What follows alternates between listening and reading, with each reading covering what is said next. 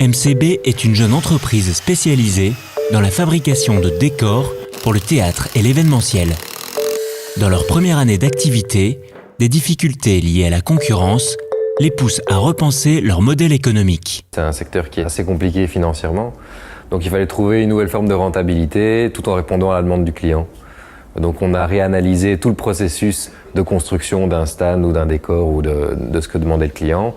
Et en fonction de ça, on a redécortiqué pour voir où on pouvait économiser de l'argent. Au cours de cette démarche créative et en pleine réflexion, l'entreprise rencontre l'UCM lors d'une séance d'information sur l'économie de la fonctionnalité. Définition. L'économie de la fonctionnalité, c'est un modèle économique dans lequel plutôt que de vendre un produit ou vendre un service à son client, on va vendre l'usage du service ou du produit. L'entreprise reste propriétaire du produit ou du service. Ça permet d'intégrer tous les enjeux environnementaux puisqu'on va prolonger la durée de vie, pouvoir rentabiliser sur plusieurs clients. Le concept séduit rapidement ces jeunes entrepreneurs, d'autant qu'ils évoluent dans un secteur où le gâchis est quasi automatique. Démonstration dans le grand hall au Ezel, à la veille d'une grande exposition annuelle. Ici on a un stand traditionnel par excellence sur lequel on va venir mettre une finition.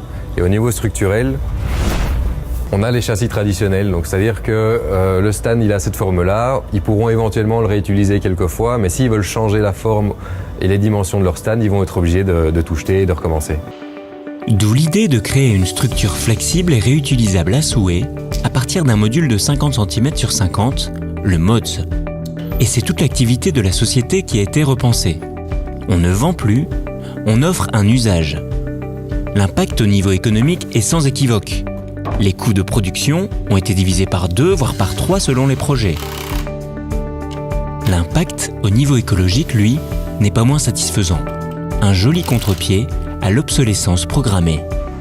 Le producteur, il a tout à fait intérêt à ce que ça dure le plus longtemps possible et que ce soit de qualité parce qu'il va rentabiliser son produit sur plusieurs clients ou sur le long terme avec un client. Donc il a intérêt à ce que ce soit la plus grande qualité et le plus durable possible.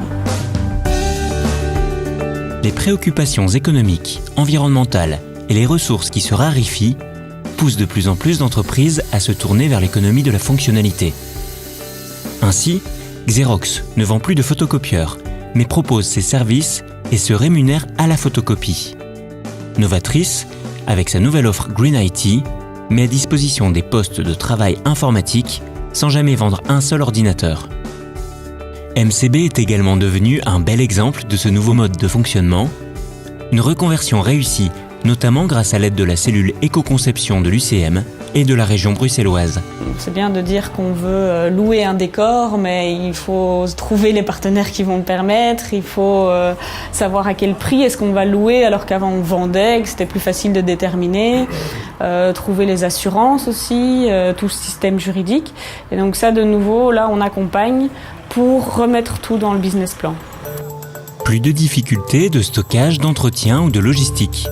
Moins cher et plus flexible, la solution plaît aux clients qui acceptent volontiers de se voir déposséder d'un bien matériel au profit d'un service.